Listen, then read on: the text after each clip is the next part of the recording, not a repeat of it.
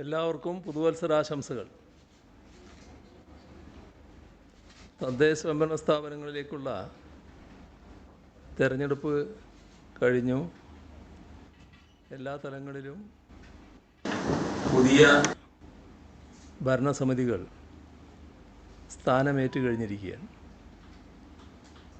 തെരഞ്ഞെടുപ്പ് ഘട്ടത്തിൽ ശക്തമായ രാഷ്ട്രീയ പ്രചരണങ്ങളും വാദപ്രതിവാദങ്ങളും എല്ലാവരും നടത്തി.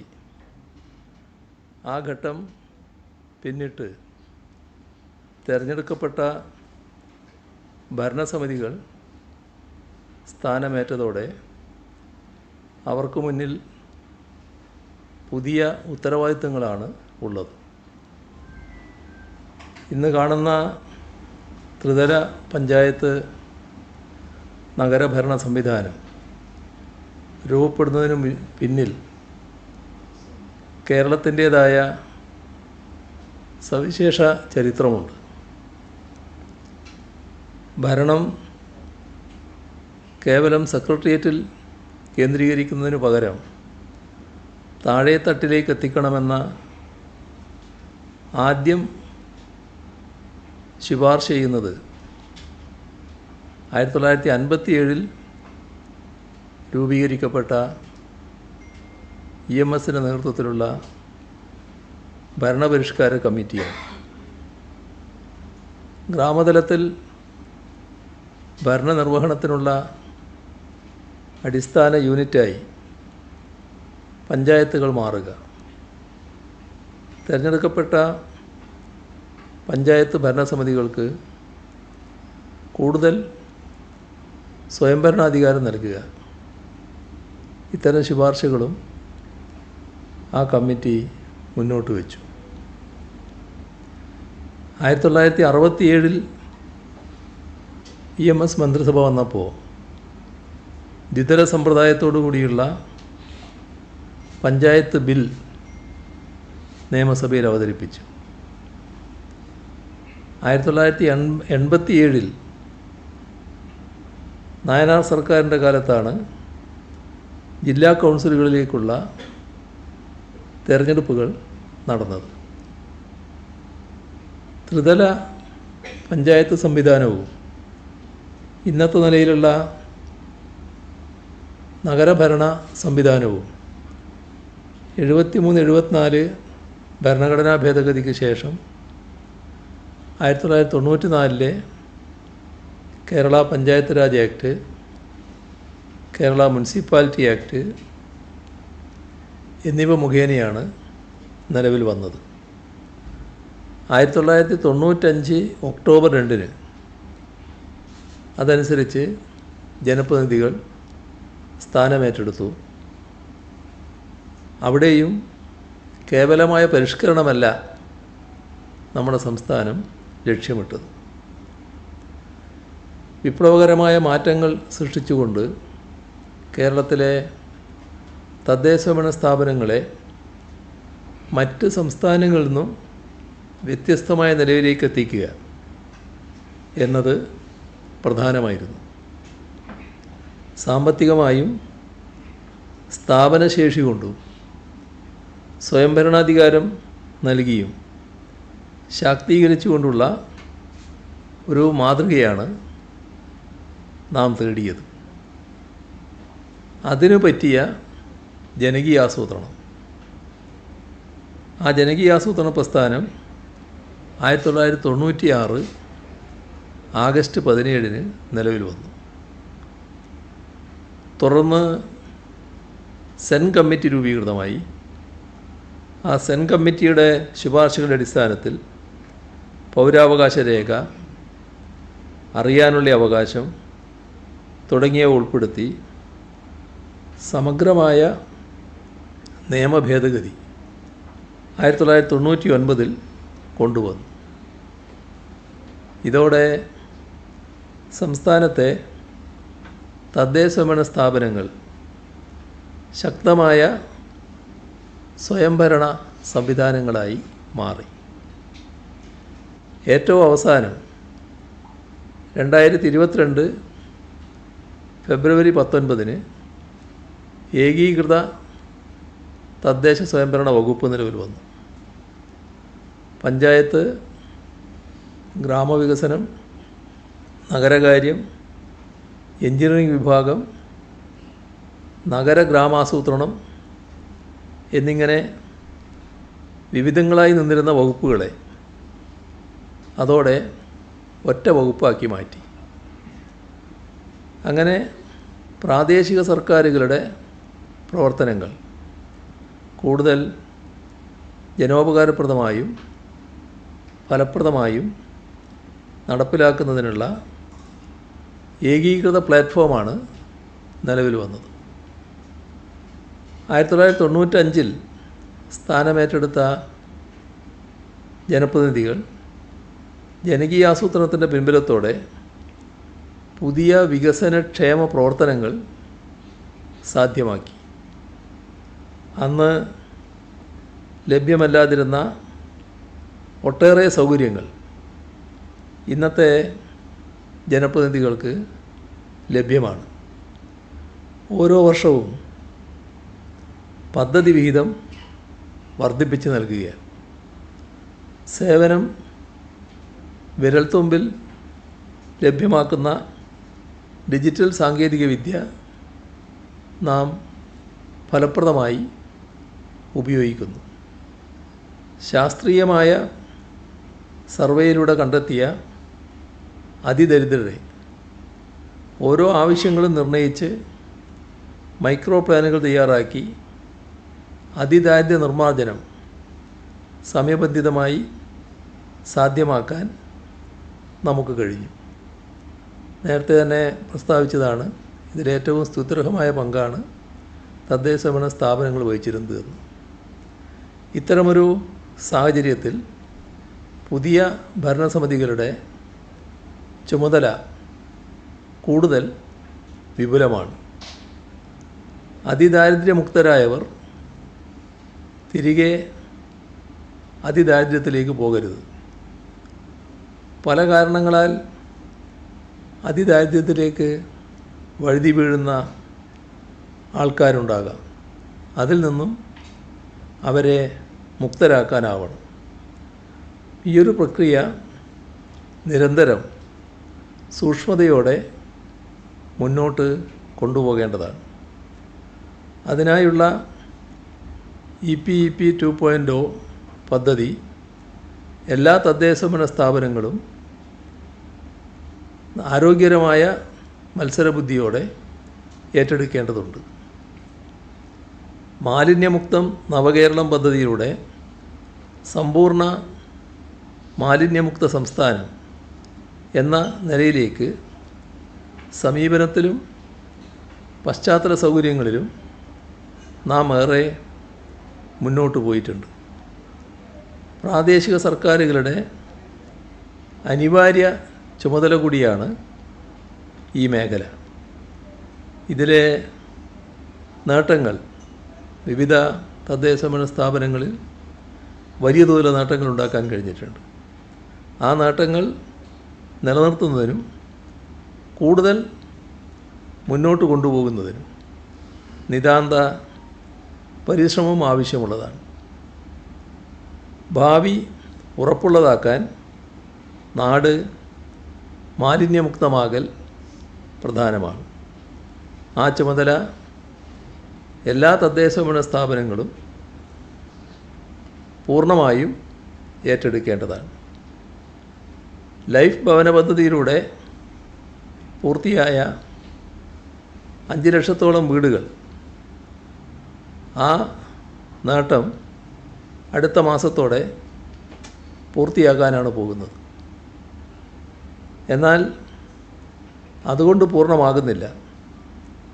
കൂടുതൽ ഭവൻ രഹിതർക്കുള്ള അടച്ചുറപ്പുള്ള സുരക്ഷിത ഭവനം ലഭ്യമാക്കാൻ അശ്രാന്ത പരിശ്രമം ഉണ്ടാകേണ്ടതുണ്ട്. തദ്ദേശഭരണ സ്ഥാപനങ്ങൾ ഇതിൽ പ്രധാന പങ്ക് വഹിക്കേണ്ടതുമാണ്.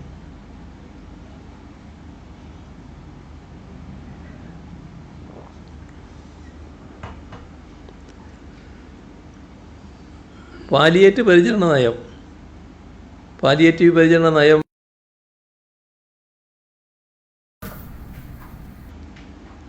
നിലവിൽ സംസ്ഥാനത്താകെ തദ്ദേശഭരണ സ്ഥാപനങ്ങളുടെയും ആരോഗ്യവകുപ്പിൻ്റെയും നേതൃത്വത്തിൽ 1142 പാലിയേറ്റീവ് ഹോം കെയർ യൂണിറ്റുകൾ പ്രവർത്തിക്കുന്നുണ്ട്.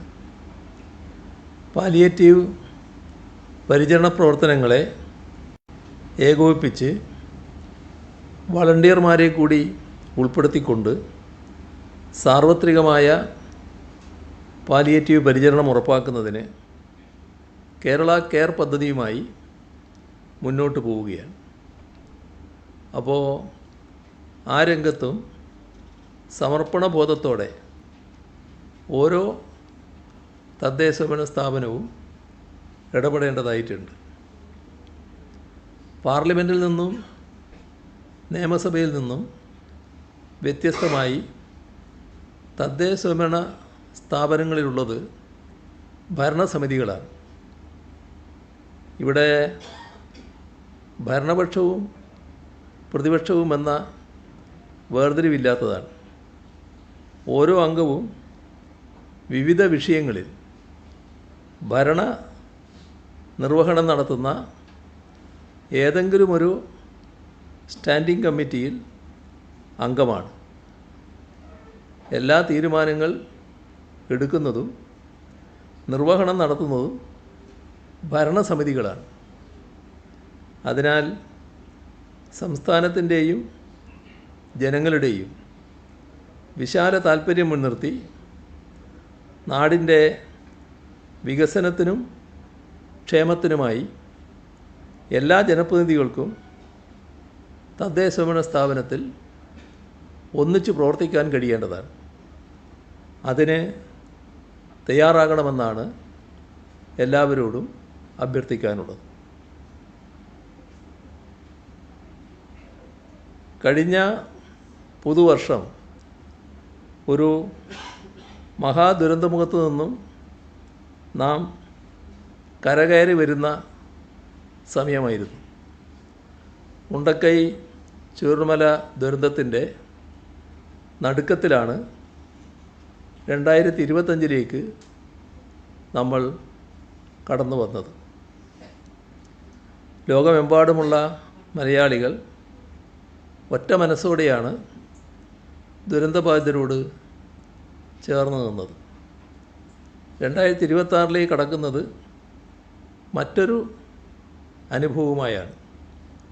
ആ ജനതയെ ചേർത്ത് പിടിച്ച് അവർക്ക് ഏറ്റവും നല്ല നിലയിൽ വാസസ്ഥലങ്ങൾ ഒരുക്കാൻ കഴിയുന്നതിൻ്റെ ചാരിതാർത്ഥ്യത്തിലാണ് ഇന്ന് ഓരോ മലയാളിയും.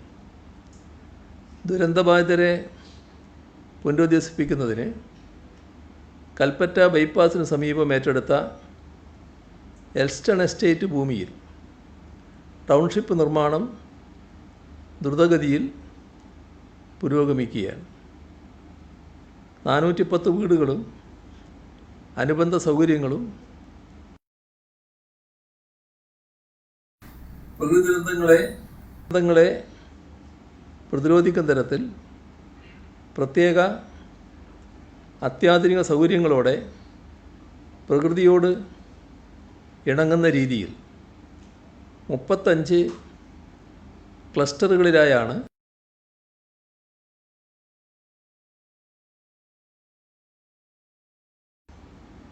കുട്ടികൾക്ക് കളിക്കുന്നതിന്, മുതിർന്നവർക്ക് ഒത്തുകൂടുന്നതിന് ആവശ്യമായ പൊതു ഇടങ്ങൾ ഉൾക്കൊള്ളുന്നുണ്ട്. 11.4 കിലോമീറ്റർ റോഡ്, ഭൂഗർഭ വൈദ്യുതി വിതരണ ശൃംഖല, 9.5 ലക്ഷം ലിറ്റർ കപ്പാസിറ്റിയുള്ള കുടിവെള്ള ടാങ്കും വിതരണ ശൃംഖലയും. ഇതുകൂടാതെ ഓരോ വീട്ടിലും 1000 ലിറ്റർ കുടിവെള്ള ടാങ്ക്,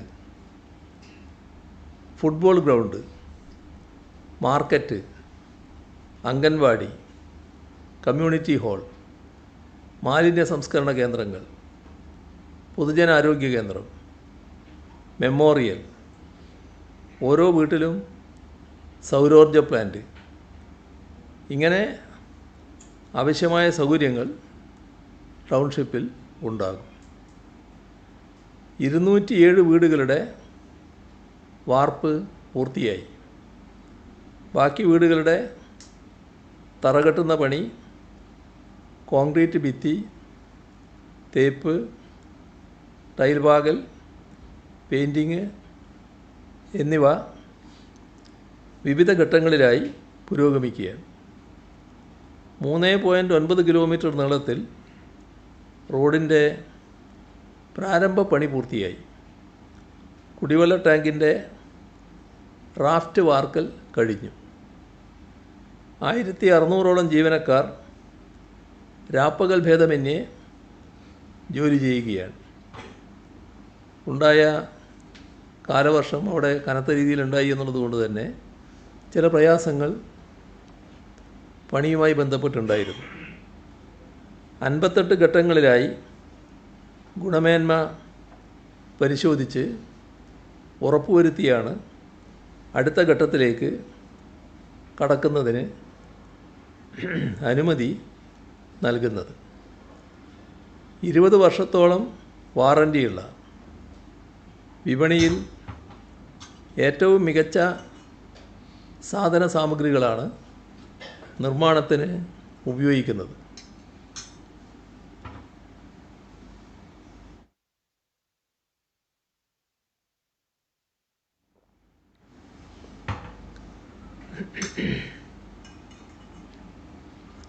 സിമൻറ്റ്, മണൽ, മെറ്റൽ, കമ്പി മുതലായവ നിർമ്മാണ സ്ഥലത്ത് സജ്ജീകരിച്ചിട്ടുള്ള ലാബിലെ ടെസ്റ്റ് കൂടാതെ സ്വതന്ത്ര മൂന്നാം കക്ഷിയുടെ പരിശോധന കൂടി നടത്തി ഗുണമേന്മ ഉറപ്പുവരുത്തിയ ശേഷം മാത്രമാണ് ഉപയോഗിക്കുന്നത്. മുഴുവൻ നിർമ്മാണങ്ങൾക്കും 5 വർഷത്തേക്ക് കേടുപാടുകളിൽ നിന്നും കരാറുകാർ സംരക്ഷണം നൽകും.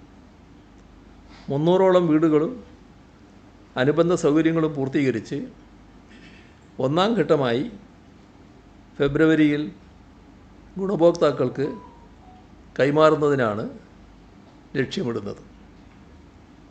ബിൽഡ് ബാക്ക് ബെറ്റർ എന്ന തത്വം ഉൾക്കൊണ്ട് ഓരോ ദുരന്തബാധിതനും കൂടുതൽ മെച്ചപ്പെട്ട ജീവിതം ഉറപ്പുവരുന്നതിനായുള്ള സമഗ്ര പുനരധിവാസമാണ് ടൗൺഷിപ്പിലൂടെ സർക്കാർ ലക്ഷ്യമിടുന്നത്.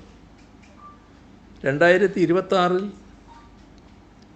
ലോകത്തെ ഏറ്റവും വലിയ വെല്ലുവിളി ഭവനമില്ലായ്മയെ മറിച്ച് കടക്കലാണ്.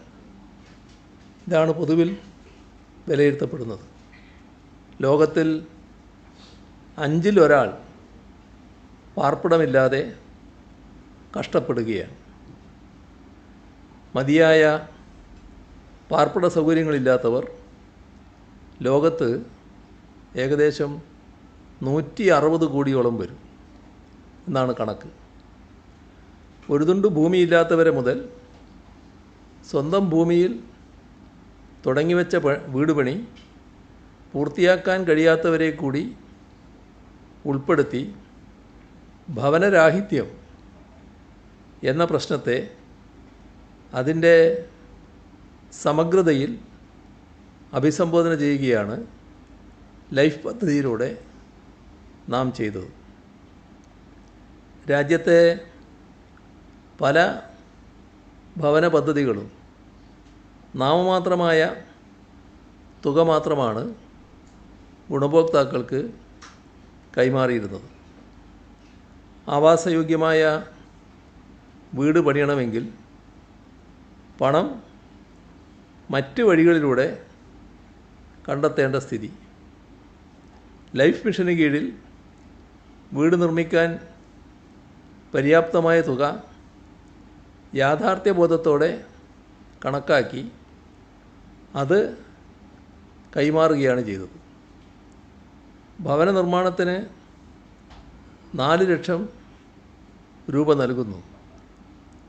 അതുമാത്രമല്ല, നിർമ്മാണ സാമഗ്രികൾ കുറഞ്ഞ വിലക്ക് ലഭ്യമാക്കിയും തൊഴിലുറപ്പ് പദ്ധതിയുമായി ബന്ധപ്പെടുത്തി തൊഴിലാളികളെ ലഭ്യമാക്കിയുമെല്ലാം ഭവന നിർമ്മാണത്തെ സഹായിക്കുന്ന നിലപാടാണ് ഇവിടെ സ്വീകരിച്ചത്. പാർശ്വവൽക്കരിക്കപ്പെട്ടതും ആലംബഹീനരുമായ ആളുകളെ കണ്ടെത്തി അവർക്കാണ് ആദ്യം വീടുകൾ നിർമ്മിച്ചു നൽകിയത്. മാനസിക വെല്ലുവിളി നേരിടുന്നവർ, ശാരീരിക അസ്വാസ്ഥ്യങ്ങളുള്ളവർ, അഗതികൾ, ട്രാൻസ്ജെൻഡേഴ്സ്, ഭിന്നശേഷിക്കാർ, കിടപ്പ് രോഗികൾ, അവിവാഹിതരായ അമ്മമാർ, അപകടത്തിൽപ്പെട്ട് ജോലി ചെയ്ത് വരുമാനം കണ്ടെത്താൻ കഴിയാത്തവർ, വിധവകൾ, ഇവർക്കൊക്കെയായിരുന്നു മുൻഗണന. ഇപ്പോൾ 4,76,076 വീടുകൾ ഈ ലൈഫ് മിഷൻ വഴി പണി പൂർത്തിയാക്കി കുടുംബങ്ങൾക്ക് കൈമാറിക്കഴിഞ്ഞു. അത്രയും കുടുംബങ്ങൾ അടച്ചുറപ്പുള്ള വീടുകളിലേക്ക് താമസം മാറ്റിയിരിക്കുന്നു. ഇത് അടുത്ത മാസത്തോടെ 5 ലക്ഷം പൂർത്തിയാക്കുകയാണ്.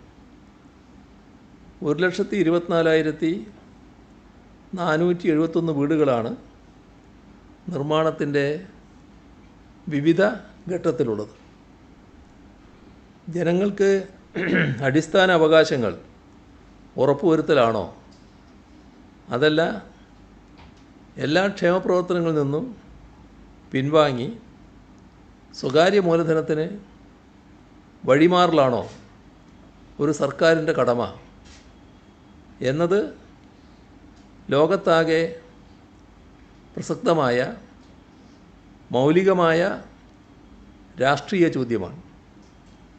ആ ചോദ്യത്തെ LDF അഭിസംബോധന ചെയ്തത് ലൈഫ് മിഷൻ പോലുള്ള സമഗ്രമായ ജനകീയ പദ്ധതികൾ വഴിയാണ്.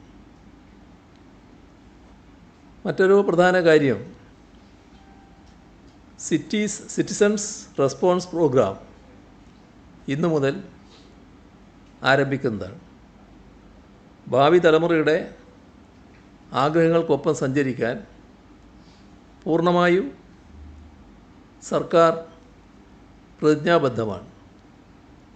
കേരളത്തെ കേവലമൊരു ഉപഭോക്തൃ സംസ്ഥാനമായി നിലനിർത്താതെ ലോകത്തിന് ഉൽപ്പന്നങ്ങളും സേവനങ്ങളും നൽകുന്ന ഉൽപ്പാദന കേന്ദ്രമായി മാറ്റാൻ നാം മുന്നിട്ടിറങ്ങുകയാണ്. വികസനത്തിൻ്റെ ഗുണഫലങ്ങൾ എല്ലാ വിഭാഗം ജനങ്ങളിലേക്കും തുല്യമായി എത്തുന്നുവെന്ന് ഉറപ്പുവരുത്താനാവണം. നമ്മുടെ നാടിൻ്റെ മുന്നേറ്റത്തിന് ഓരോരുത്തരുടെയും അഭിപ്രായം പ്രധാനമാണ്. സ്വന്തം ജീവിത പരിസരത്തിനും ആഗ്രഹങ്ങൾക്കും അനുസൃതമായ ഭാവി പരിപാടിയും അത് സംബന്ധിച്ച നിർദ്ദേശങ്ങളും ഓരോരുത്തരുടെയും മനസ്സിലുണ്ടാകും. അവയാകെ കേൾക്കുക, ക്രോഡീകരിക്കുക, അതിനനുസൃതമായി പദ്ധതികൾ ആസൂത്രണം ചെയ്യുക. ഇത് ജനാധിപത്യ പ്രക്രിയയുടെ ഭാഗമാണ്. ഏറ്റവും പ്രധാനമായ ഒന്നാണത്. ഭാവി വികസനത്തിനുള്ള നിർദ്ദേശങ്ങൾ, അതേപോലെ തന്നെ ഒരുപാട് ആശയങ്ങൾ പൊതുജനങ്ങളിൽ നിന്നും സ്വരൂപിക്കുന്നതിന് സർക്കാർ തീരുമാനിച്ചത് ഇതിൻ്റെ അടിസ്ഥാനത്തിലാണ്. സിറ്റിസൺസ് റെസ്പോൺസ് പ്രോഗ്രാം എന്ന പദ്ധതി ഇന്നു മുതൽ ആരംഭിക്കുകയാണ്. ഓരോ പ്രദേശത്തിൻ്റെയും വികസന ആവശ്യങ്ങൾ മനസ്സിലാക്കുന്നതോടൊപ്പം അവിടങ്ങളിൽ അനുയോജ്യമായ വികസനം എത്തിക്കുന്നതിനും പുതിയ തൊഴിലവസരങ്ങൾ, അതേപോലെ തന്നെ പുതിയ പദ്ധതികൾ, ഇവയിലെല്ലാമുള്ള ജനങ്ങളുടെ അഭിപ്രായം രൂപീകരിക്കുന്നതിനും ക്ഷേമപ്രവർത്തനങ്ങൾ എല്ലാ പ്രദേശങ്ങളിലും ആവശ്യകതക്കനുസരിച്ച് ലഭ്യമായോ ആ കാര്യത്തിൽ അഭിപ്രായം തേടുന്നതിനും ഈ പദ്ധതി സഹായകമാകും. അതായത് സർക്കാർ ഭാവിയിൽ നടപ്പാക്കേണ്ടുന്ന എല്ലാ കാര്യങ്ങളെക്കുറിച്ചും അഭിപ്രായം പറയാനുള്ള ഒരവസരമായിട്ടാണ് ഇത് മാറുക. നവകേരള സൃഷ്ടിക്ക് കരുത്തു പകരുന്ന ഒരു പദ്ധതിയായിരിക്കുമിത്. ഈ പദ്ധതിയുമായി എല്ലാവരും പൂർണ്ണ മനസ്സോടെ സഹകരിക്കണമെന്നാണ് അഭ്യർത്ഥിക്കാനുള്ളത്. ഇത്രയുമാണ് ആമുഖമായി പറയാനുള്ളത്. അന്വേഷണവുമായി ബന്ധപ്പെട്ട് ശബരിമല സ്വർണ്ണക്കടത്ത് ഇന്ന് ഇപ്പോൾ ഈ പ്രതിപക്ഷ നേതാക്കളൊക്കെ ഉന്നയിക്കുന്നത് അങ്ങയുടെ ഓഫീസ് ഇക്കാര്യത്തിൽ വളരെ കുറ്റകരമായി ഇടപെടുന്നു, അങ്ങയുടെ പൊളിറ്റിക്കൽ സെക്രട്ടറിയുടെ പേരും പരാമർശിക്കുന്നു. മറ്റൊന്ന്, ഈ SITയിലെ 2 ഉദ്യോഗസ്ഥരെ സംബന്ധിച്ചും പോലീസ് ആസ്ഥാനത്തെ 2 ഉദ്യോഗസ്ഥരുടെ കാര്യത്തിൽ അനധികൃതമായി ഇടപെടുന്നതെന്ന് പ്രതിപക്ഷ നേതാവ് ആരോപിക്കുന്നു. ഈ അന്വേഷണവുമായി ബന്ധപ്പെട്ടിരുന്ന ആക്ഷേപങ്ങൾ എങ്ങനെയാണ് കാണുന്നത്? ആക്ഷേപം ഉന്നയിക്കുക എന്നത് ഒരു സ്വഭാവമാക്കിയിട്ടുള്ളവരുടെ അത്തരം പ്രതികരണങ്ങളെക്കുറിച്ച് മറുപടി പറയുന്നത് കൊണ്ട് മാത്രം അത് അവസാനിക്കില്ല. പക്ഷേ ഒരു കാര്യം നമ്മൾ കാണേണ്ടതും നേരത്തെ മുതൽ എല്ലാവർക്കും ഈ കാര്യത്തിൽ വ്യക്തതയുള്ളതുമായ കാര്യം, നമ്മുടെ സംസ്ഥാനത്ത് ഈ അന്വേഷണം നടക്കുന്നത് ഹൈക്കോടതിയുടെ നിരീക്ഷണത്തോടെയാണ്. ഹൈക്കോടതി ഫലപ്രദമായി അതിന് നേതൃത്വം കൊടുക്കുന്നു എന്ന് എല്ലാവർക്കും അറിയാം. ആ കാര്യത്തിൽ അന്വേഷക സംഘം, ഈ SIT, നല്ല നിലയിൽ അവരുടെ ചുമതല നിർവഹിക്കുന്നു എന്നുള്ളതാണ് ഇതേവരെ വന്നിട്ടുള്ള കാര്യം. പ്രത്യേകമായ പരാതികളൊന്നും അതുമായി ബന്ധപ്പെട്ട് ഉയർന്നു വന്നിട്ടേയില്ല. ഇക്കാര്യത്തിൽ മുഖ്യമന്ത്രിയോ മുഖ്യമന്ത്രിയുടെ ഓഫീസോ ഒരു തരത്തിലുള്ള ഇടപെടലുകളും നടത്തുന്നില്ല എന്നത് നേരത്തെ തന്നെ വ്യക്തമാക്കിയിട്ടുള്ള കാര്യമാണ്. കാരണം അത് ഹൈക്കോടതിയുടെ മേൽനോട്ടത്തിൽ നടക്കുകയാണ്. ആ നിലക്ക് നടക്കട്ടെ. ഇത് ഞങ്ങൾ തന്നെ വെച്ച നിർദ്ദേശവുമായിരുന്നു. പ്രത്യേക അന്വേഷണ സംഘം വേണമെന്നും ഹൈക്കോടതിയുടെ മേൽനോട്ടത്തിൽ അന്വേഷണമാകട്ടെ എന്നുമുള്ളത് ഞങ്ങൾ തന്നെ വെച്ച നിർദ്ദേശവും പൂർണ്ണ യോജിപ്പ് അതിനോട് പ്രകടിപ്പിച്ചതുമാണ്. അതിൻ്റെ ഭാഗമായി ഒരിടപെടലും നടത്താൻ ഞങ്ങൾ തയ്യാറായിട്ടില്ല.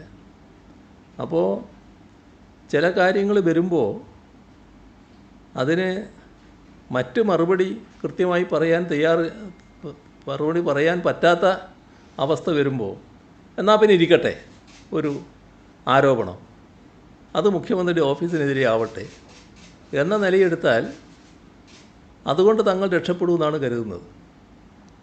ഇവിടെ അടൂർ പ്രകാശിൻ്റെ പേര് ഇതുമായി ബന്ധപ്പെട്ട് വരുന്നത് ഏത് ഘട്ടത്തിലാണ്? അടൂർ പ്രകാശ് ഇവിടെ അതുമായി ബന്ധപ്പെട്ട് പേരുകൾ വരുന്ന സന്ദർഭം ഒരു ചിത്രം വന്നപ്പോഴാണ്. ഞാൻ കഴിഞ്ഞ പത്രസമ്മേളനത്തിലാണെന്ന് തോന്നുന്നു അതിനെപ്പറ്റി പറഞ്ഞത്. അത് സോണിയാഗാന്ധിയും മറ്റ് 2 പേരും, പത്തനംതിട്ടയിൽ നിന്നുള്ള 2 പേര്, ഈ അടൂർ പ്രകാശും പിന്നെ അവിടുത്തെ പത്തനംതിട്ട MP-യും, ഇവരെല്ലാം കൂടിയുള്ള ഒരു ചിത്രമാണ് വന്നത്. ഈ സോണിയാഗാന്ധിയുടെ കൂടെ നിന്നവരാരാണ്? സോണിയാഗാന്ധിയുടെ കൂടെ നിന്നത് ഒന്ന്, ഇപ്പോൾ ഈ കേസിൽ ഏറ്റവും പ്രധാനപ്പെട്ട പ്രതിയായി വന്നിട്ടുള്ള പോറ്റിയെ കയറ്റിയെന്ന് പറഞ്ഞില്ലേ, ആ പോറ്റി ആദ്യം കയറിയത് അവിടെയാണ് കേട്ടല്ലേ. അപ്പോൾ പോറ്റി ഒറ്റക്ക് അവിടെ ചെല്ലുകയല്ല, പോറ്റി ഒരു ഭാഗത്ത്, പിന്നെ മറ്റൊരു ഭാഗത്ത് ഈ ഇപ്പോൾ അന്വേഷക സംഘം കണ്ടെത്തിയിട്ടുള്ള ഈ സ്വർണം വാങ്ങി എന്ന് പറയുന്ന വ്യാപാരി മറ്റൊരാൾ. ഇതെങ്ങനെയാണ് ഈ രണ്ടുപേരും കൂടി ഒന്നിച്ച് ഒരേ സമയം സോണിയാഗാന്ധിയെ പോലുള്ള മറ്റു കാര്യങ്ങളൊക്കെ ഞാൻ നേരത്തെ പറഞ്ഞതാണല്ലോ, അത്ര മാത്രം സുരക്ഷിതത്വമുള്ള ഒരു നേതാവിൻ്റെ അടുത്തെത്തുന്നത്? അതിലെനിക്ക് പങ്കില്ല എന്ന് ഇദ്ദേഹം പറഞ്ഞു എന്ന് തോന്നുന്നുണ്ട് നേരത്തെ. ഇപ്പോൾ ഈ മുഖ്യമന്ത്രിയുടെ ഓഫീസിന് നേരെ ആരോപണം ഉന്നയിച്ച വ്യക്തി ഞാനതിൽ പങ്കുള്ളയാളല്ല എന്ന് പറഞ്ഞു എന്നെ വിളിച്ചിട്ട് പോയതാണ് എന്ന്. അങ്ങനെ വിളിച്ചാൽ പോകേണ്ട ആളാണോ അദ്ദേഹം? പോയിട്ട് വിളിച്ചാൽ പോകേണ്ട ആളാണോ അദ്ദേഹം? എങ്ങനെയാണ് ഇവരെല്ലാം കൂടി ഒന്നിച്ചെത്തിപ്പെട്ടത്? ഇതിനല്ലേ മറുപടി പറയേണ്ടത്? യഥാർത്ഥ പ്രശ്നം അതല്ലേ? എങ്ങനെയാണ് ഈ മഹാ തട്ടിപ്പുകാർക്ക് സോണിയാഗാന്ധിയെപ്പോലുള്ള അതിപ്രാധാന്യമുള്ള സുരക്ഷിതത്വം ഇന്ന് ഇന്ത്യയിൽ ലഭ്യമാകുന്ന ഒരു രാഷ്ട്രീയ നേതാവിൻ്റെ അടുത്തേക്ക് എത്തിപ്പെടാൻ കഴിഞ്ഞത്? അതിൽ ഇവരുടെ പങ്കെന്താണ്? അല്ലെങ്കിൽ ആരാണ് പങ്കുവഹിച്ചിട്ടുള്ളത്? അതിന് ഉത്തരവാദി? അതല്ലേ ആദ്യം വ്യക്തമാക്കേണ്ടത്. അതിന് മറുപടി പറയാൻ കഴിയാത്തപ്പോൾ പണ്ട് കുട്ടികൾ പറയാറില്ലേ, ഈ ഒന്നും പറയാനില്ല കൊഞ്ഞനം കുത്തുക, ആ ഒരു പരിപാടി സ്വീകരിക്കലാണോ വേണ്ടത്? എന്നാൽ പിന്നെ ഇരിക്കട്ടെ, മുഖ്യമന്ത്രിയുടെ ഓഫീസിന് നേരെ ഇരിക്കട്ടെ എന്ന് പറഞ്ഞ് അങ്ങനെ ചാർത്തി തന്നതുകൊണ്ട് ഞങ്ങൾക്കതിൻ്റെ ഉത്തരവാദിത്വം വരുമോ? അപ്പോൾ ഞങ്ങൾക്കൊന്നേ പറയാനുള്ളൂ, ഞങ്ങൾക്കതിൽ ഈ അന്വേഷണം കൃത്യമായി നടക്കട്ടെ എന്ന നിലപാടേ ഉള്ളൂ. ഒരു ഘട്ടത്തിലും ഞങ്ങളതിനെ ഒരു തരത്തിലും തടസ്സപ്പെടുത്താൻ നിന്നിട്ടില്ല.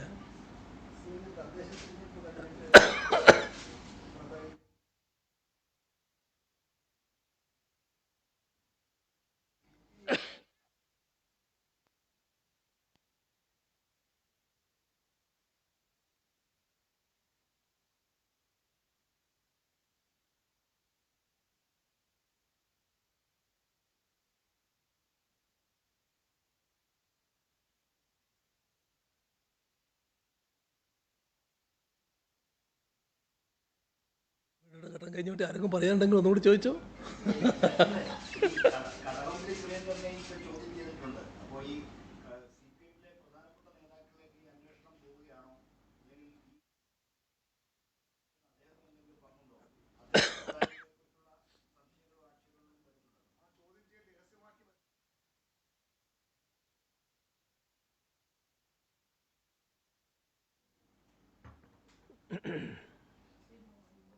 രഹസ്യമാക്കി ചോദ്യം ചെയ്തപ്പോഴത്തേക്ക് ഈ അന്വേഷണം സർക്കാരിലേക്ക് കൂടി നീങ്ങുന്നു എന്നുള്ളൊരു കാര്യം അവർ എടുത്തു പറയുന്നത്, സർക്കാർ കൂടി പല പരിധിയിലേക്ക് വന്നിരിക്കുന്നു എന്നുള്ളത്. പല വിധത്തിലുള്ള ആഗ്രഹങ്ങൾ പലർക്കും ഉണ്ടാകും. അത് ആ ആഗ്രഹങ്ങൾ പലതരത്തിൽ പ്രകടിപ്പിച്ചു എന്നും വരും. പക്ഷേ ഇവിടെ നമ്മൾ കാണേണ്ട ഒരു കാര്യം, SITക്ക് അവരുടെ അന്വേഷണവുമായി ബന്ധപ്പെട്ട് വിവിധ കാര്യങ്ങളിൽ വ്യക്തത നേടാനുണ്ടാകും. ആ വ്യക്തത നേടേണ്ടതിൻ്റെ ഭാഗമായി ആവശ്യമായ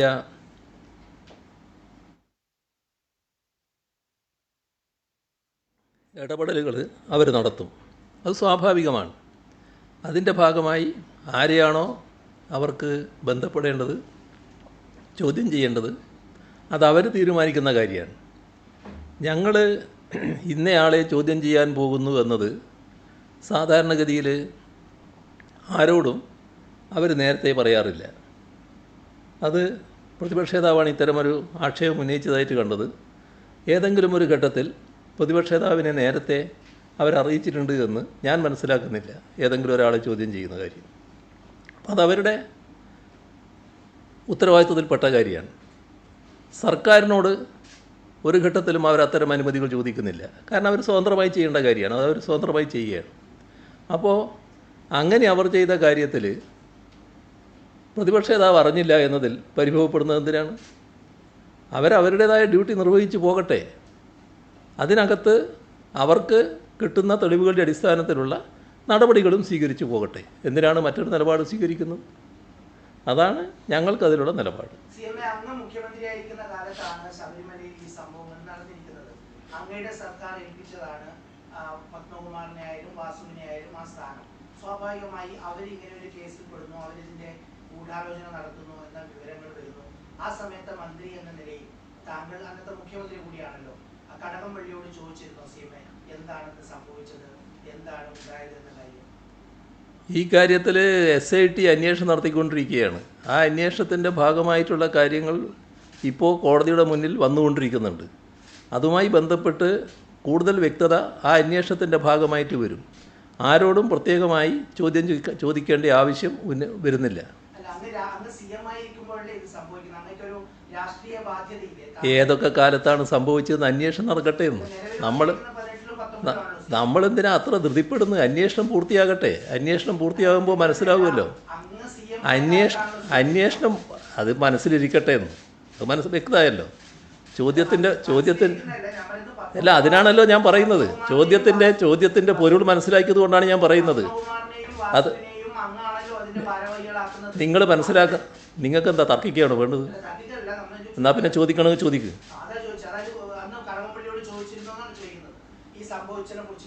ഇനി ഞാൻ പറയുന്നതിന് ശേഷം മാത്രമേ ഇദ്ദേഹം പറയാവൂ. നിങ്ങളതിന് ഉറപ്പുണ്ടാക്കണം. കാരണം ഇദ്ദേഹത്തെ ഇങ്ങനെ കാണുന്നുണ്ട് ഞാൻ പലപ്പോഴായിട്ട് ഇവിടെ. പറഞ്ഞുകൊണ്ടിരിക്കുമ്പോൾ ഇടയ്ക്ക് കയറി പറയാൻ എന്തോ ഒരു അവകാശമുള്ള ആൾ എന്ന മട്ടിലാണ് അദ്ദേഹത്തെ കാണുന്നത്. ആ നില പൊതുവിൽ വാർത്താ സമ്മേളനത്തിൽ നല്ല കാര്യമല്ല. ആരായാലും പാലിക്കേണ്ട ചില മിനിമം രീതികളുണ്ട്. അത് നിങ്ങൾക്ക് എല്ലാവർക്കും ബാധകമായിട്ടുള്ള കാര്യം തന്നെയാണ്. ഇദ്ദേഹം എന്തോ അതിൽ നിന്ന് ഒരു എക്സെപ്റ്റഡ് ആണ് എന്നൊരു ധാരണയിലാണ് അദ്ദേഹം എപ്പോഴും പെരുമാറുന്നത്. കണ്ടില്ലേ? ഇവിടെ തർക്കിക്കാനല്ലല്ലോ വരുന്നത്. നിങ്ങൾ ചോദിക്കാനും ഞാൻ ഉത്തരം പറയാനുമാണ് നിൽക്കുന്നത്. നിങ്ങൾ എല്ലാ ചോദ്യങ്ങൾക്കും ഉത്തരം പറഞ്ഞുകൊണ്ടാണ് ഞാൻ ഇരിക്കുന്നത്. അവിടെ അനാവശ്യമായ തർക്കം ഉന്നയിക്കുന്നൊരു പ്രത്യേക രീതി ഇദ്ദേഹം സ്വീകരിച്ചു വരികയാണ്. അതാണ് ഞാൻ പറയുന്നത്.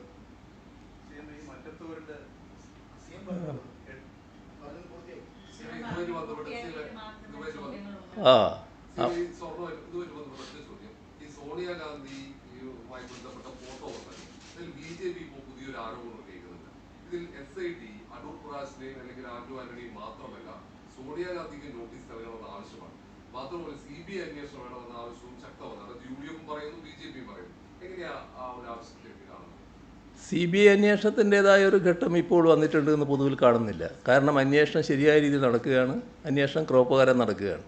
അതിൻ്റെ ഭാഗമായി അവർ ചോദ്യം ചെയ്യണമെന്ന് കാണുന്ന വ്യക്തികൾ ആരൊക്കെയാണോ അവരെയൊക്കെ ചോദ്യം ചെയ്യാനുള്ള അധികാരം SITക്ക് ഉണ്ടാവും. അവരത് ഉപയോഗിക്കുകയും ചെയ്യും. അത് ആ നിലക്ക് നടക്കട്ടെ.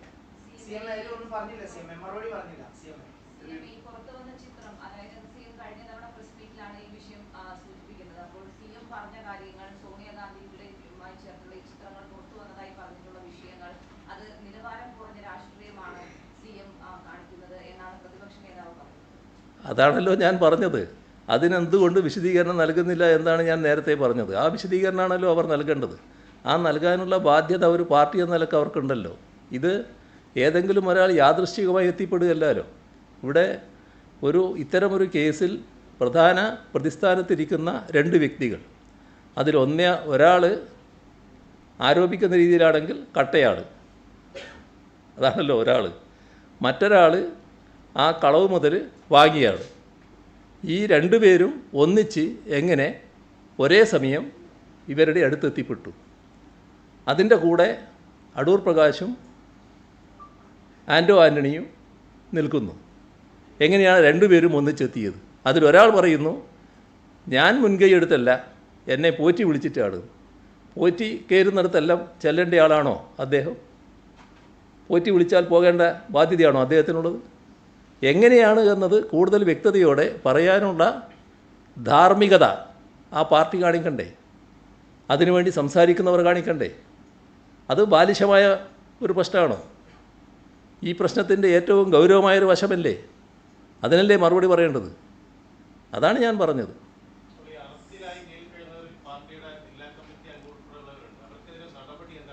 ഞാനത് പറഞ്ഞല്ലോ. അത് സംബന്ധിച്ച് പാർട്ടി വ്യക്തമാക്കിയിട്ടുണ്ട്. ഒരു മുഖ്യമന്ത്രി എന്ന നിലക്ക് ഈ സ്ഥാനത്തിരിക്കുമ്പോൾ ഞാൻ അതുമായി ബന്ധപ്പെട്ടൊരു അഭിപ്രായം പറയുന്നത് ശരിയായ കാര്യമല്ല. ഞാൻ നേരത്തെ വ്യക്തമാക്കിയിട്ടുണ്ട്. വെള്ളാപ്പള്ളി നടേശൻ കഴിഞ്ഞ ദിവസം CPIയെ ചതിയൻ ചന്തു എന്ന് വിളിച്ചു. അപ്പം അത്തരമൊരു പരാമർശം അങ്ങേ വിമർശിച്ചതിന്റെ പേരിലാണ് വെള്ളാപ്പള്ളി നടേശൻ അത്തരമൊരു ആരോപണം. അതിനോട് യോജിക്കുന്നുണ്ടോ? CPI ചതിയൻ ചന്തുവാണെന്ന് കരുതുന്നുണ്ടോ? CPI എന്ന് പറയുന്നത് ഞങ്ങളുടെ മുന്നണിയിലെ ഏറ്റവും പ്രധാനപ്പെട്ട ഒരു ഘടകകക്ഷിയാണ്. ആ പാർട്ടി LDFലെ CPIMനോടൊപ്പം പ്രവർത്തിക്കുന്ന ഏറ്റവും പ്രധാനപ്പെട്ട ഒരു കക്ഷിയായിട്ട് തന്നെയാണ് നിൽക്കുന്നത്. അതൊരു ഇടതുപക്ഷ രാഷ്ട്രീയ പാർട്ടിയാണ്. നല്ല ഊഷ്മളമായ ബന്ധമാണ് മുന്നണി കാര്യത്തിൽ ആ പാർട്ടിയുമായി ഞങ്ങൾക്കുള്ളത്. ഏതെങ്കിലും തരത്തിലുള്ള ഒരു വഞ്ചനയും ചതിയും കാണിക്കുന്നു എന്ന തോന്നൽ ഞങ്ങൾക്കാർക്കുമില്ല. Siddaramaiah, you met Siddaramaiah yesterday in Shivagiri Math. അപ്പോൾ പുഗിലു അവിടെ ഇളങ്കയിൽ ഡിസ്ട്രക്ഷൻ നടന്നപ്പോൾ അവിടെ CPM പോയിരുന്നു, നേതാക്കൾ പോയിരുന്നു. Were you able to speak to Siddaramaiah and raise your concerns with him directly? ഇതിനെക്കുറിച്ച് CM സിദ്ധരാമയ്യയായിട്ട് സംസാരിക്കാൻ പറ്റിയോ? എനിക്ക് ഇന്നലത്തെ ദിവസം ഒരു വല്ലാത്ത ദിവസമായിരുന്നു. അതായത് അവിടെ ശിവഗിരി തീർത്ഥാടനം അതിൻ്റെ ഭാഗമായിട്ടുള്ള പരിപാടി ഉദ്ഘാടനം ചെയ്യണം. അത് രാവിലെ ഞാൻ എത്തി. ഞാൻ പ്രതീക്ഷിച്ചത് അദ്ദേഹവും നേരത്തെ എത്തുമെന്നായിരുന്നു. പക്ഷേ ഞാനവിടെ പരിപാടിക്ക് എത്തുന്നത് വരെ അദ്ദേഹം എത്തിയില്ല. പരിപാടി ആരംഭിച്ചതിന് ശേഷമാണ് അദ്ദേഹം വരുന്നത്. സ്വാഗത പ്രസംഗം നടന്നുകൊണ്ടിരിക്കുമ്പോഴാണ് അദ്ദേഹം വരുന്നത്. അത് കഴിഞ്ഞ് അവർ പിന്നെ അധ്യക്ഷ പ്രസംഗം മാറ്റി വെച്ചുകൊണ്ട് ക്യാബിനറ്റ് യോഗം അതിന് ശേഷമുള്ളത് കൊണ്ട് എന്നെ ക്ഷണിച്ചു ഇതിൽ സംസാരിക്കാൻ വേണ്ടി. അപ്പോൾ സംസാരിക്കാൻ ക്ഷണിച്ചപ്പോൾ ഞാൻ ഇത് പറഞ്ഞു, ഈ ഒരു മര്യാദകൾ കാണിക്കേണ്ടതായിട്ട് വരും. കാരണം കർണാടക മുഖ്യമന്ത്രി ഇവിടെ സംസാരിക്കുമ്പോൾ സ്വാഭാവിക നീതി ഞാനും കൂടി അവിടെ ഇരിക്കുക എന്നുള്ളതാണ്. പക്ഷേ എനിക്ക് ഇരിക്കാൻ പറ്റാത്ത അവസ്ഥയാണ്. ക്യാബിനറ്റ് യോഗം ഉള്ളതുകൊണ്ട് എനിക്ക് പോകേണ്ടതായിട്ടുണ്ട് എന്ന് പരസ്യമായിട്ട് ഞാൻ ആദ്യം പറയുകയാണ്. ആ മീറ്റിംഗ് സംസാരിച്ച് കഴിഞ്ഞതിന് ശേഷം അദ്ദേഹത്തോട് ഞാൻ പറഞ്ഞു ഞാനിങ്ങനെ പോവുകയാണ്. മറ്റു കാര്യങ്ങളൊന്നും സംസാരിക്കാൻ അപ്പോൾ സമയം ഉണ്ടായിരുന്നില്ല. നേരെ ക്യാബിനറ്റിലേക്ക് പോകലായിരുന്നു ഉദ്ദേശിച്ചത്. പക്ഷേ നമുക്കെല്ലാം അറിയാവുന്നതുപോലെ മോഹൻലാലിൻ്റെ അമ്മ മരണപ്പെട്ട ഒരവസ്ഥയായതുകൊണ്ട് അവരെയും ഒന്ന് കാണാമെന്ന് വെച്ച് നേരെ അവിടെ പോയി അവരെയും കണ്ട് ക്യാബിനറ്റിൽ പോയി. അത് കഴിഞ്ഞ് ക്യാബിനറ്റിൽ നിന്ന് നേരെ പോകേണ്ടി വരുന്നത് ധർമ്മടത്തേക്കാണ്. ധർമ്മടം മണ്ഡലത്തിലെ നേരത്തെ ജനപ്രതിനിധിയായിരുന്ന KK നാരായണൻ മരണപ്പെട്ടിരുന്നു. അദ്ദേഹത്തിൻ്റെ ശവസംസ്കാരം നടക്കുന്നതിന് മുൻപ് ആ ബോഡി ഒന്ന് കാണുക എന്നുള്ള താല്പര്യത്തോടെ അവിടെ പോയി തിരിച്ചു വരികയായിരുന്നു. അപ്പോൾ അങ്ങനൊരു വല്ലാത്ത ദിവസമായിരുന്നു. അതുകൊണ്ട് ഇത്തരം കാര്യങ്ങളൊന്നും സംസാരിക്കാൻ പറ്റിയില്ല എന്നുള്ളതാണ് ഇന്നലത്തെ തീര.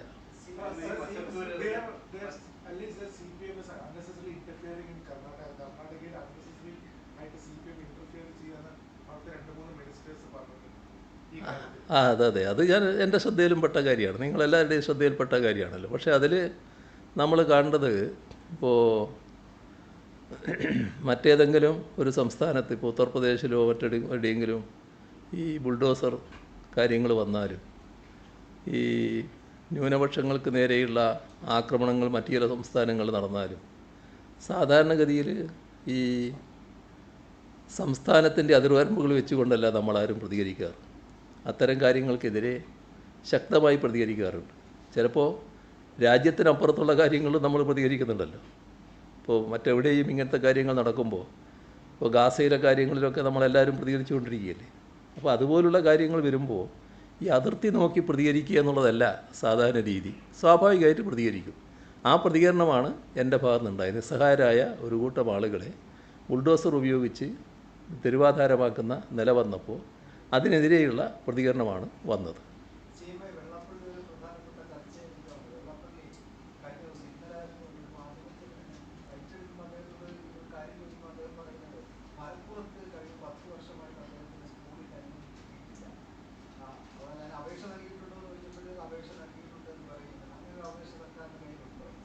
എനിക്കതിനെപ്പറ്റി ഇപ്പോൾ പറയാൻ കഴിയില്ല. അത് കൃത്യമായി എന്താണെന്ന് നോക്കിയല്ലേ പറയാൻ പറ്റൂ. അത് ഏതാണ് അപേക്ഷ എന്നൊക്കെയുള്ള കാര്യങ്ങൾ നോക്കിയേ പറയാൻ പറ്റൂ.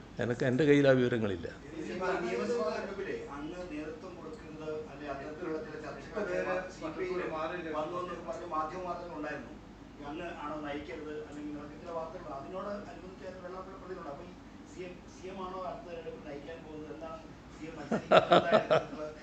അത് പലരും ആലോചിക്കുന്നൊരു കാര്യമായിരിക്കും. പക്ഷേ ഞങ്ങളിതേവരെ ആലോചിച്ചിട്ടില്ല. നിങ്ങൾക്കെല്ലാവർക്കും അറിയാം ഞങ്ങളെ കാര്യം ഞങ്ങൾ പൊതുവിൽ ആലോചിച്ച് തീരുമാനിക്കുന്നതാണ്. വ്യക്തിപരമായി ഞാൻ തീരുമാനിക്കുന്നതല്ല, പൊതുവെ പാർട്ടി എന്ന നിലക്ക് ആലോചിച്ച് തീരുമാനിക്കുന്നൊരു കാര്യമായിരിക്കും അത്.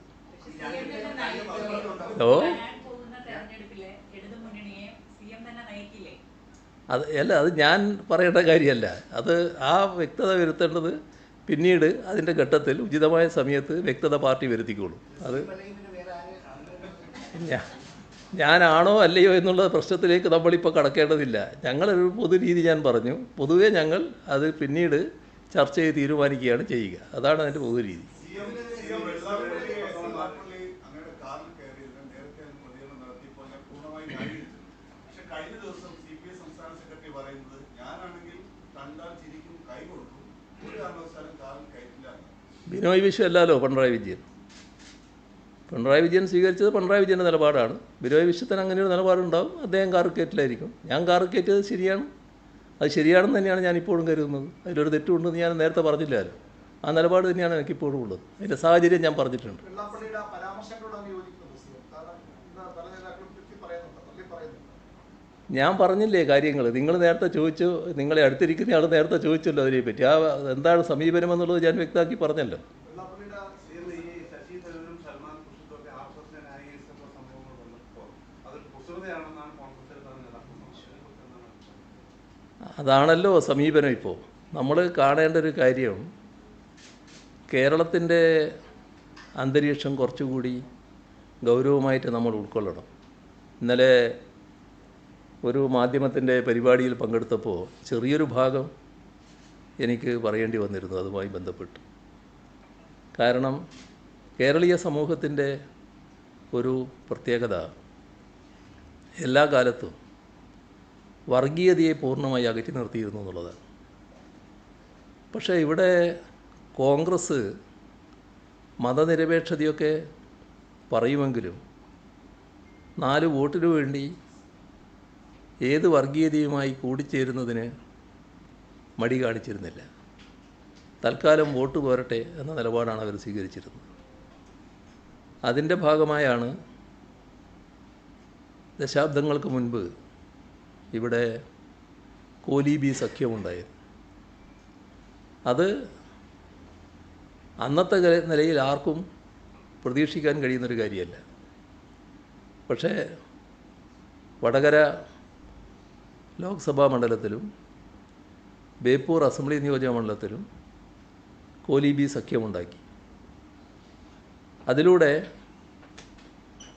BJPക്ക് അഭിമതരായ ആളുകളെ നിയമസഭയിലേക്കും പാർലമെൻറ്റിലേക്കും എത്തിക്കാനായിരുന്നു ഉദ്ദേശിച്ചത്. പക്ഷേ കേരളീയ സമൂഹം വലിയ ജാഗ്രത വർഗീയതയ്ക്കെതിരെ പുലർത്തുന്നൊരു കാലമായതുകൊണ്ട് തന്നെ ആ നീക്കം ഫലവത്തായില്ല. സാധാരണ കണക്ക് ശാസ്ത്രമനുസരിച്ച് 2 × 2 = 4 എന്ന കണക്ക് ശാസ്ത്രമനുസരിച്ചാണെങ്കിൽ ഇവർക്കെല്ലാമുള്ള പിൻബലം, ആ വോട്ടിൻ്റെ പിൻബലം കണക്ക് കൂട്ടിയാൽ വലിയ ഭൂരിപക്ഷത്തിൽ ഈ പറയുന്ന കോലീബി സ്ഥാനാർത്ഥി ജയിച്ചു വരുമെന്നാണ് അവർ കണക്കാക്കിയിരുന്നത്. പക്ഷേ ആ കണക്ക് ശാസ്ത്രമല്ല, ജീവനുള്ള മനുഷ്യനാണല്ലോ ഇതിന് പ്രതികരിക്കേണ്ടത്. അവരുടെ പ്രതികരണം അവരുടെ ബോധത്തിൽ നിന്നാണ് ഉണ്ടായത്. അത് മതനിരപേക്ഷതാ ബോധമായിരുന്നു, വർഗീയതയ്ക്കെതിരെയുള്ളതായിരുന്നു. അങ്ങനെയാണ് ആ 2 സ്ഥലത്തും ഈ പറയുന്ന സ്ഥാനാർത്ഥികൾ പരാജയപ്പെട്ടത്. അവിടെ അവരെ പരാജയപ്പെടുത്താൻ കഴിഞ്ഞു. പക്ഷേ നീക്കങ്ങളിവിടെ അവസാനിച്ചില്ല കേട്ടോ. പിന്നീടൊരു ഘട്ടത്തിൽ കേരളത്തിൽ UDF അധികാരത്തിലിരിക്കുമ്പോൾ RSSൻ്റെ ഒരു പ്രധാനി പരസ്യമായ ഒരു വിമർശനം ഉന്നയിക്കുകയുണ്ടായി. നിങ്ങൾ അധികാരത്തിലിരിക്കുന്നത് 40 സീറ്റുകളിൽ ഞങ്ങൾ കൂടി പിന്താങ്ങിയത് കൊണ്ടാണ് എന്ന കാര്യം ഓർമ്മ വേണം എന്നായിരുന്നു പറഞ്ഞത്. അപ്പോൾ വിവിധ ഘട്ടങ്ങളിൽ നീക്കുപോക്കുകളും പരസ്പര ധാരണയും ഇവർ തമ്മിൽ ഉണ്ടാക്കിയിരുന്നു എന്നതാണ് പിന്നീടുള്ള അനുഭവം. അത് മാറി മാറി എവിടം വരെ എത്തി എന്നുള്ളത് നമുക്കെല്ലാവർക്കും അറിയാമല്ലോ. ഇവിടെ തിരുവനന്തപുരത്ത് നേമത്ത് നിന്ന് ഒരു BJP അംഗം അസംബ്ലിയിലേക്ക് ജയിച്ചു വരുന്ന നിലയുണ്ടായി. അങ്ങനെ ജയിച്ചു വരുമ്പോൾ കണ്ട കാര്യം, സാധാരണഗതിയിൽ കോൺഗ്രസ്സിന് ലഭിക്കേണ്ട വോട്ടുകൾ ആ മണ്ഡലത്തിൽ ലഭിച്ചില്ല എന്നതാണ്. മത്സരിച്ച UDF സ്ഥാനാർത്ഥി തന്നെ പിന്നീടത് വ്യക്തമാക്കുന്ന നിലയുമുണ്ടായി. അദ്ദേഹം ജയിച്ചു വന്നപ്പോൾ BJP അക്കൗണ്ട് തുറന്നു എന്ന ആവേശത്തിലേക്ക് BJP മാറി. ഒരു സംശയവുമില്ലാതെ അതിന് സൗകര്യമുണ്ടാക്കിയത് കോൺഗ്രസ്സാണ് എന്നത് നാടിന് ബോധ്യമുള്ള കാര്യമാണ്. ഇപ്പോൾ നമ്മുടെ തൃശ്ശൂർ പാർലമെൻറ്റ് മണ്ഡലത്തിൽ 2024 തെരഞ്ഞെടുപ്പ് നടന്നപ്പോൾ BJP സ്ഥാനാർത്ഥി ജയിച്ചു വരുന്നു.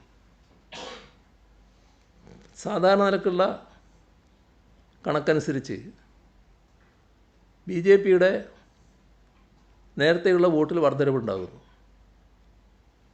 എന്നാൽ മത്സരിച്ച രണ്ട് മുന്നണികൾ, ഒന്ന് ഞങ്ങളും മറ്റൊന്ന് UDFും, UDFിൻ്റെ വോട്ടിൽ 86,000-ഓളം വോട്ടിൻ്റെ കുറവുണ്ടാകുന്നു. ഞങ്ങളവിടെ ജയിച്ചു വരുമെന്നായിരുന്നു ഞങ്ങൾ കണക്കൂട്ടിയത്. ജയിക്കാൻ ഞങ്ങൾക്കായില്ലെങ്കിലും 2019 കിട്ടിയതിനേക്കാളും കൂടുതൽ വോട്ട് നേടാൻ ഞങ്ങൾക്ക് സാധിക്കുന്നു. എന്നാൽ UDFന് 86,000 വോട്ടിൻ്റെ കുറവുണ്ടാകുന്നു. ആ വോട്ട് നേരെ BJPയിലേക്ക് പോകുന്നു. അപ്പോൾ BJP സ്ഥാനാർത്ഥിക്ക് ജയിച്ചു വരാനുള്ള സാഹചര്യം ഒരുക്കുന്നു. നിങ്ങൾ വിശദമായി കണക്കുകൾ പരിശോധിക്കുന്നവരാണല്ലോ. ഇപ്പോൾ വർത്തമാനകാലമായതുകൊണ്ട് ഇപ്പോൾ നടന്ന തദ്ദേശ ഭരണ സ്ഥാപന തെരഞ്ഞെടുപ്പിൽ ഇവിടെ തിരുവനന്തപുരം കോർപ്പറേഷനാണല്ലോ BJP നേടിയിട്ടുള്ളത്. ആ നേട്ടത്തിന് പിന്നിൽ പ്രവർത്തിച്ച കറുത്ത കൈ ഏതാണ് എന്ന് ചെറിയൊരു അന്വേഷണം നിങ്ങൾ നടത്തിയാൽ മനസ്സിലാവുമല്ലോ. അവിടെ ചില ഡിവിഷനുകളിൽ കോൺഗ്രസിൻ്റെയും UDFിൻ്റെയും വോട്ടിൽ സാരമായ കുറവ് വന്നിട്ടുണ്ടല്ലോ. ആ വോട്ട് BJP സ്ഥാനാർത്ഥിക്ക് പോയതായി കാണുന്നുണ്ടല്ലോ. അങ്ങനെയുള്ള നീക്കങ്ങൾ എങ്ങനെ വന്നു? അപ്പോൾ തിരുവനന്തപുരം കോർപ്പറേഷൻ്റെ ജയത്തിലും ഒരു പങ്ക് ഇത്തരത്തിലുള്ള നീക്കങ്ങൾ വഹിച്ചിട്ടുണ്ടല്ലോ. രണ്ട് ഭാഗത്തും നീക്കങ്ങൾ ഉണ്ടായതായി കാണാൻ സാധിക്കും. രണ്ടു കൂട്ടരും പരസ്പര ധാരണയിൽ LDF ജയിച്ചു വരാൻ സാധ്യതയുള്ള സ്ഥലത്ത് രണ്ടു കൂട്ടരും പ്രാദേശികമായി ഉണ്ടാക്കിയ പരസ്പര ധാരണയിൽ വോട്ടുകൾ മാറി ചെയ്തുവെന്ന് അതിൻ്റെ കണക്കുകൾ വ്യക്തമാക്കുകയല്ലേ. എങ്ങനെയാണ് ഇത്തരത്തിലൊരവസ്ഥ വന്നത്?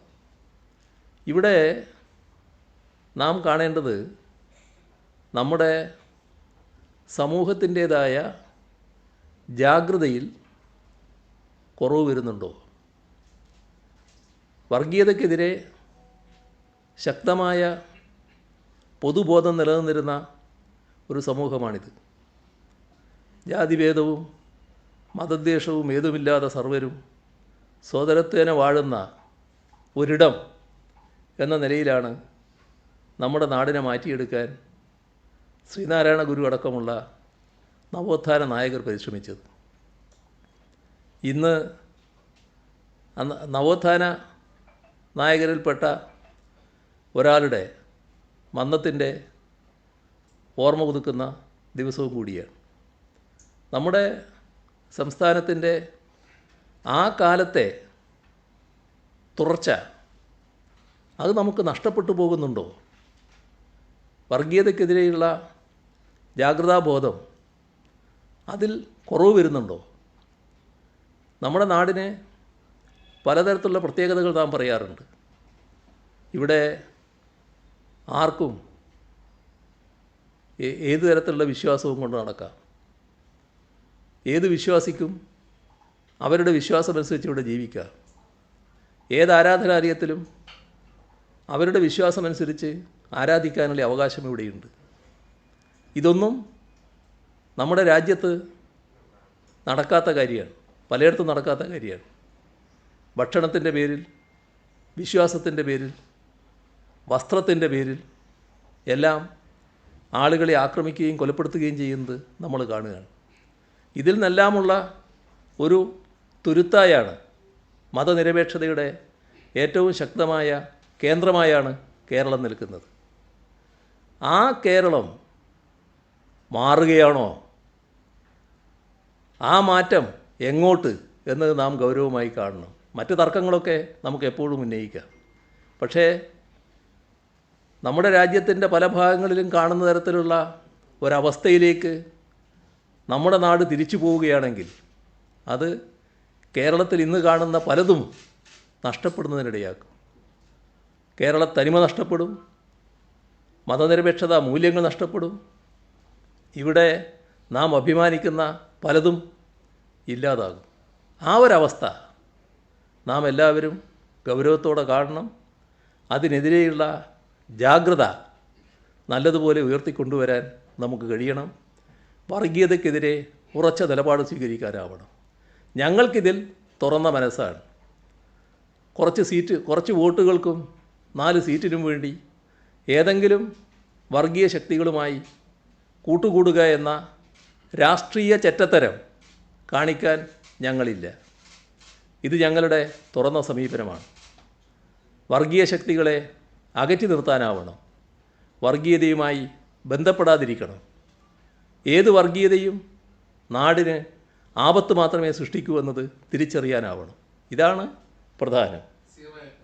നടിയെ ആക്രമിക്കപ്പെട്ട കേസിലെ അതിജീവിതയ്ക്ക് നേരെ സാമൂഹ്യ മാധ്യമത്തിൽ വലിയ ആക്രമണം നടന്നു. അതിശയം ഇത് തുടർച്ചയായി ഇത്തരം ഇരകൾക്ക് നേരെ രാഹുൽ മാങ്കൂട്ടത്തിലിന്റെ അതിജീവിത ഒന്നിൽ കൂടുതൽ പേരുണ്ട്. അവർക്കെതിരെ സാമൂഹ്യ മാധ്യമത്തിൽ അവരുടെ ചിത്രങ്ങൾ പങ്കുവെച്ച് അവരുടെ പേര് വെളിപ്പെടുത്തി ഇങ്ങനെ അതിക്രമം തുടരുകയാണ്. അതുകൊണ്ട് പുതുതായി ഇത്തരം ഇരകളാവുന്നവർ പരാതി നൽകാൻ മടിക്കുന്നുമുണ്ട്. ഒരു പെൺകുട്ടി പരാതിയിൽ ഇക്കാര്യം ചൂണ്ടിക്കാണിച്ചു. ഇങ്ങനെ അതിജീവിതമാർക്കെതിരെയുള്ള അതിക്രമങ്ങൾ തടയാൻ സാമൂഹ്യ മാധ്യമത്തിൽ ഇത്തരം ആക്രമണങ്ങൾക്കെതിരെ കടുത്ത നടപടിയെടുക്കുമോ സർക്കാർ? തീർച്ചയായും. ഞാൻ നേരത്തെ ഇതുമായി ബന്ധപ്പെട്ട് ഒരു ഘട്ടത്തിൽ സംസാരിച്ചതാണ്. അത് ഒരു പേരുമായി ബന്ധപ്പെട്ട് നിങ്ങൾ പറഞ്ഞല്ലോ, അതിജീവിതക്കെതിരെയുള്ള ആക്ഷേപങ്ങൾ വല്ലാതെ വരുന്നു. ഇതിനകത്ത്